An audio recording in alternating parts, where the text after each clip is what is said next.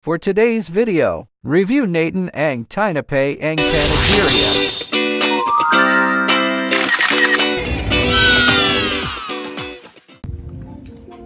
Cinnamon ng panadero. Sarap. No? Cinnamon siya. Hindi rin tamis yun man niya. Sa halagang 5 pesos, okay na yung presyo niya. Matamis, masarap, malambot yung tinapay. At saka, Sugar niya. sakto lang ang timpla nila. Chocolanay. Tamis. Ang tamis siya. Pero,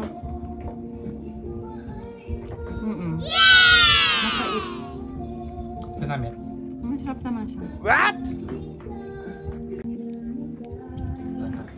Paborito ko tong donut The best kasi donut. parang Ang milky lambot. donut pa rin siya. Lagyan na ng milk. Parang same lang kasi ang lasa nila ng masarap lahat ng tinapay ng panadero.